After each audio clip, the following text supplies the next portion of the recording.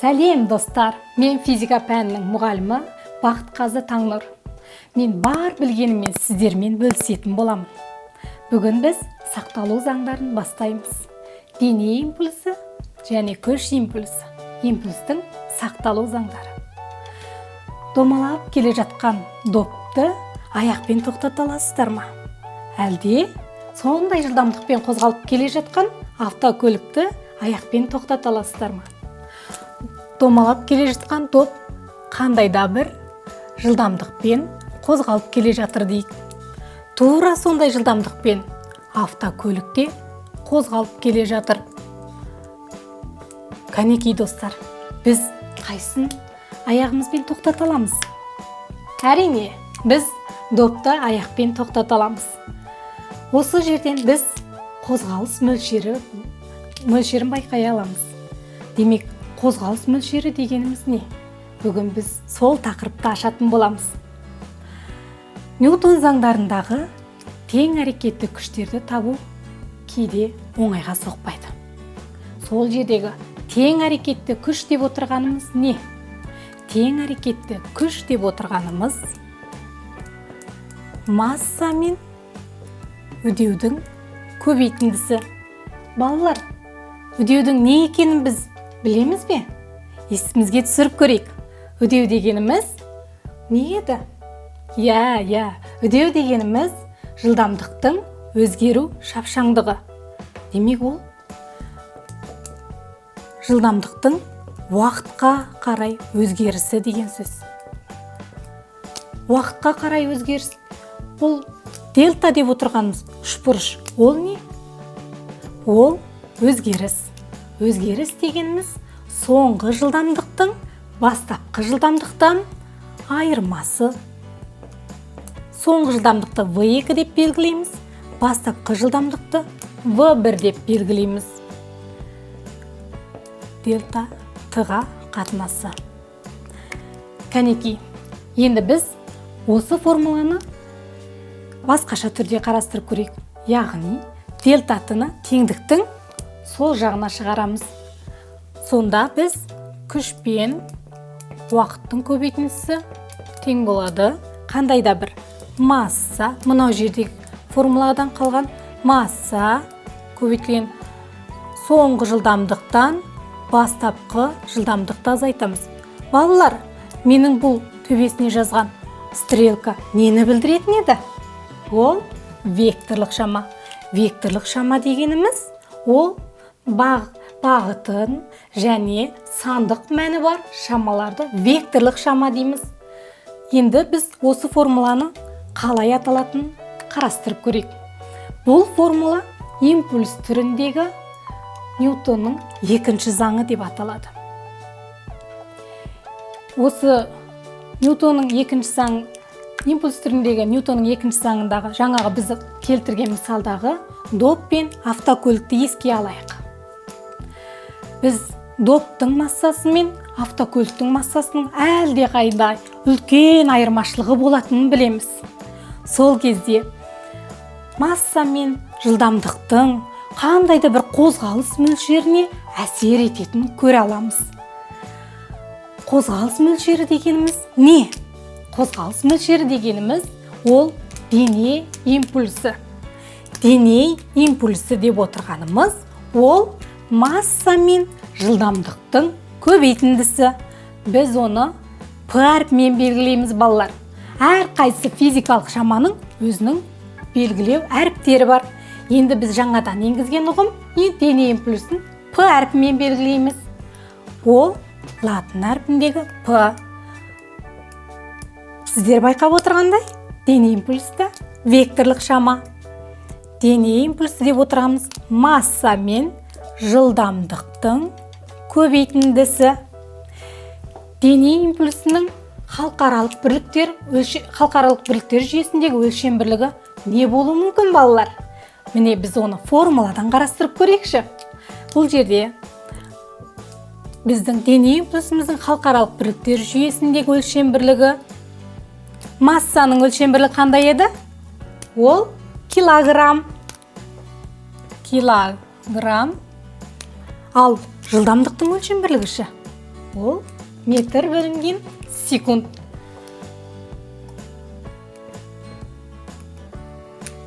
Иә, балалар, халықаралық бірліктер жүйесінде дене импульсінің өлшем бірлігі килограмм көбейтілген метр секунд. Біз соқтығысу кезінде және екі дене бір-бірімен әрекеттескенде дене импульсы болатын байқадық. Сондай-ақ дене импульсы болған жерде өзгеріс те болады. Дене импульсінің өзгерісі жаңағы жылдамдықтың өзгерісі сияқты үшбұрышпен, яғни дельтамен белгілейміз. Дельта П деп отырғанымыз импульстың өзгерісі. Ол соңғы импульстан бастапқы импульсты азайтамыз.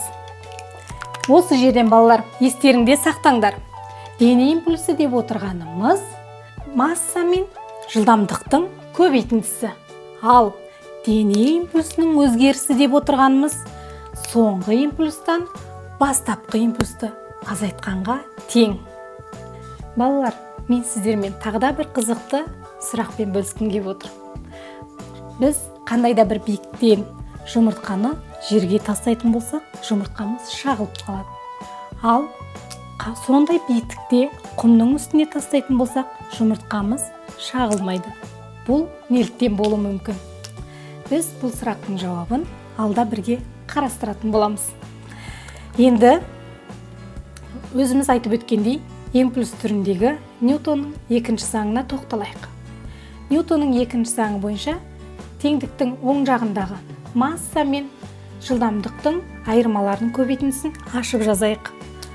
Бірінші масса және екінші жылдамдықтың айырмасы сол масса мен бірінші жылдамдықтың айырмасы. Біз осы теңдеу арқылы дене импульстарының айырмасын көріп отырмыз. Яғни бұл М көбейтілген V2 деп отырғанымыз импульс, екінші импульс, ал масса мен V1 деп отырғанымыз бірінші дене импульсы болып табылады. Осы жерден біз импульстердің айырмасын көріп отырмыз. Яғни күш пен уақыттың көбейтіндісі дене импульсінің өзгерісіне тең деп айтуымызға болады. Бұл жердегі дене импульсінің өзгерісі мен күш пен уақыттың көбейтіндісі деген қандай ұғымды береді? Иә, күш пен уақыттың көбейтіндісі ол күш импульсі деп аталады. Күш импульсі деп отырғанымыз күш пен уақыттың көбейтіндісі. Ол халықаралық бірліктер жүйесінде Ньютон көбейтілген секунд болады.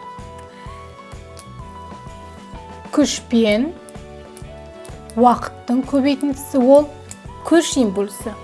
Халықаралық бірліктер жүйесінде Ньютон көбейтілген секунд болады. Достар, біз жаңағы сұрағымызға қайтадан оралайық. Мен айтып өткендей, жұмыртқаны қандайда бір биіктіктен жерге қарай лақтырамыз, немесе жерге қарай түседі. Сол кезде жер мен жұмыртқаның арасында соқтығысу пайда болады. Соқтығысу уақытын дельта Т1 деп алайық. Өздерің білетіндей, жерге түскен жұмыртқа әрине шағылады, сынады. Ал сондай биіктікте біз жұмыртқаны құмға тастайтын болсақ, онда жұмыртқамыз шағылмайды.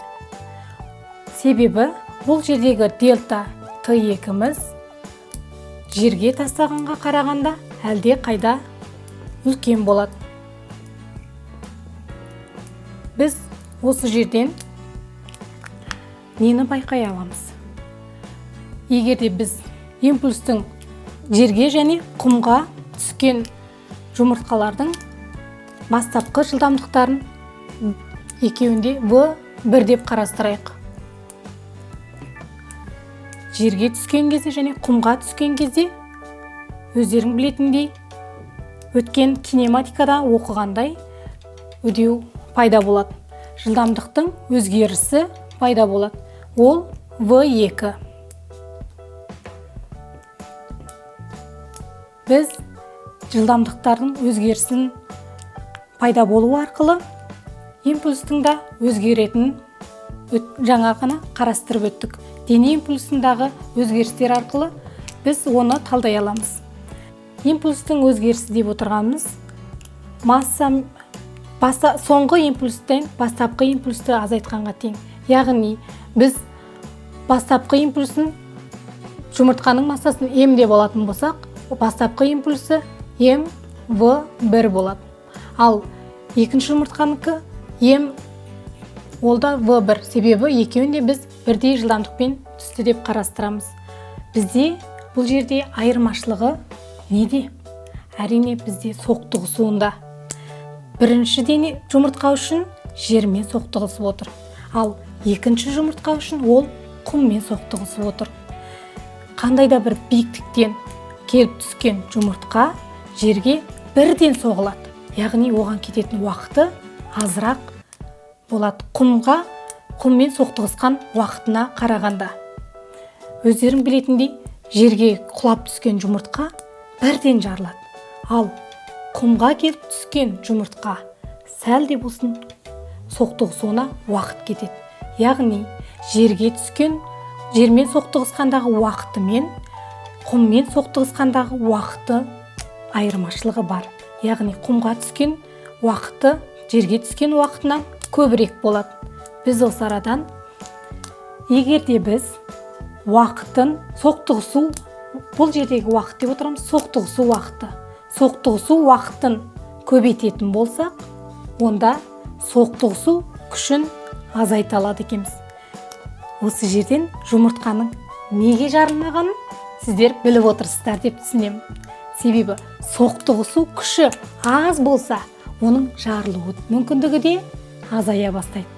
Яғни соқтығысу күші жермен соғылған кезде көбірек болады да, құмға түскен жұмыртқа үшін соқтығысу күші азырақ болады. Біз дене импульсінің өзгерісінің күш импульсына тең екенін осы жерден байқай аламыз. Импульс түріндегі Ньютонның екінші заңы бойынша күш импульсі ол дене импульсінің өзгерісіне тең. Достар, осымен біздің бүгінгі тақырыбымыз аяқталды. Күш импульсін, дене импульсін жақсы түсіндіңдер деп ойлаймын. Келесі сабақта енді осы импульстің сақталу заңдарын қарастыратын боламыз. Жаңа тақырыптан қағыс қалмас үшін біздің арнамызға жазылыңыздар және достарыңызбен бөлісіңіздер. Келесі кездескенше қош, аман болыңыздар. Сау болыңыздар.